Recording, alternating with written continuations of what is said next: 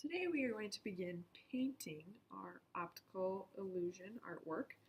And last week we went through and we planned what colors we're going to put where. So if you're doing a pattern of some kind, you're doing stairs diagonally, you're doing anything else, you plan that. And you are now going to put the colors you've chosen here into your final artwork. So you're going to kind of want to have this by your artwork so that you can refer to it. The first thing I'm going to do, I think I'm going to start with red. You can see I've already painted one red medium. So we're going to start with our pure color. You're going to get a tray with all 8 color choices. And I'm going to start with red. So I'm going to use my reference sheet, and I know that I'm going to put my pure color, my medium color, where there is an M. I am not putting anything where my L, my light, where my dark is, or right now I'm not going to do the other colors yet. I'm going to do all my red first so that I don't have to wash my brush in between every single color. So you're going to get, you have your paint, you have a flat brush. This will help you have really nice edges. And before I begin painting my red mediums, I do want to erase my M's. And I'm going to paint all of my red mediums to start. I do not need a lot of paint. And when I'm painting, I really want to have nice lines. So to have nice lines, zoom in here, to have really nice lines, I'm going to start up at the top and I'm going to pull my brush down. Pull my brush down, and I can even flip it over where there's more paint and pull the brush down. I may even turn it a little bit and pull the brush. If you try and go towards the edges and do something, like, it's going to be very hard if you're not careful in pulling down. You want to go in a line. So I like to do the outline first, pulling my brush on the flat side of my brush, making nice straight lines. And then I could go ahead and I could paint the rest. You can also pull up, pull up. You've worked very hard on the drawing. You do not want to have really crazy, messy lines. So I'm going to clean some of these lines up. And then I'm going to paint the remainder of my medium red. I will continue this process. I will paint this medium red, this medium red, and then once I'm ready to switch colors, I will wash my brush and I can go on to my blue mediums, my purple mediums, and my green mediums. I will not put any red down here right now because that is a light.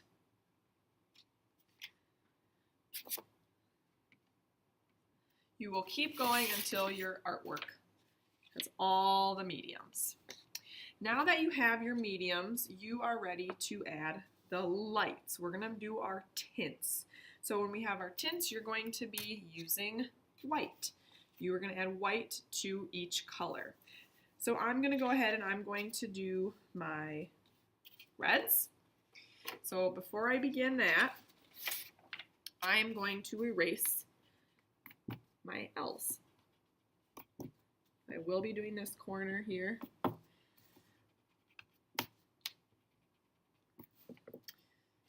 Now you're going to be using multiple colors. So I may start with red. And you'll have white in the middle. I'm going to put red.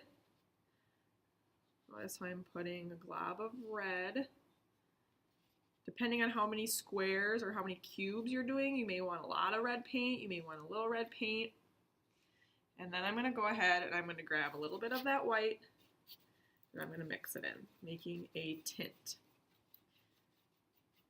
Now to me, that's not light enough. I'm going to add more white.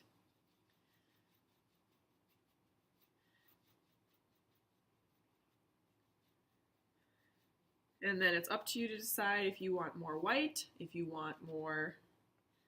You can't really go back. I suppose you can a little more red, but I think lighter is better, especially when you are creating op art and you want there to be a drastic change between the cube, or the mediums, the darks, and the lights. So I have my light, and then again I'm going to go ahead and I'm going to paint where my lights are, where my having nice straight edges, and I would paint all of my lights.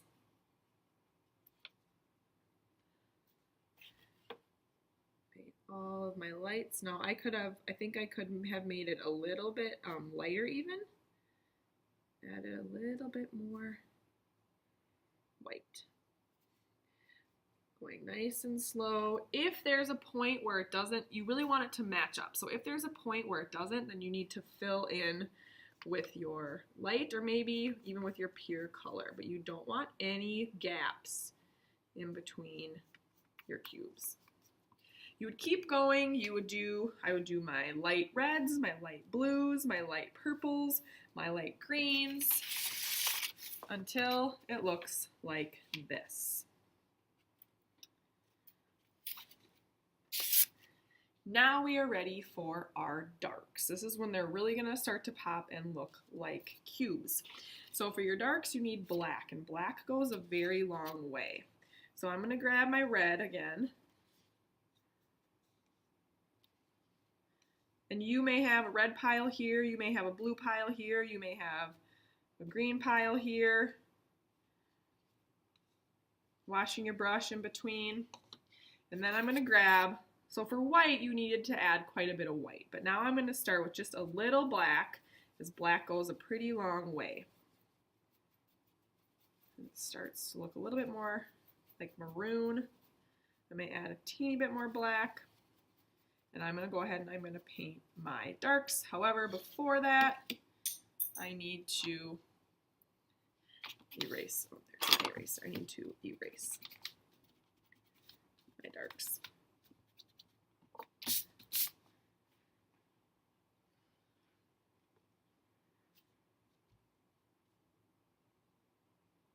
Again, if you do not want any white. So this is where you have to fill in any of your spaces.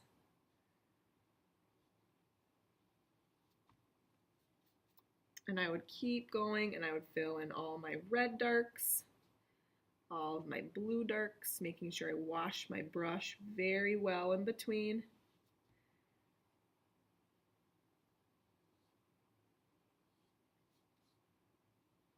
Until you are all done with your artwork.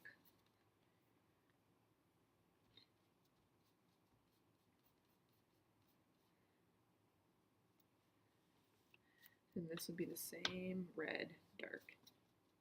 But you would keep going until you have all of your darks complete.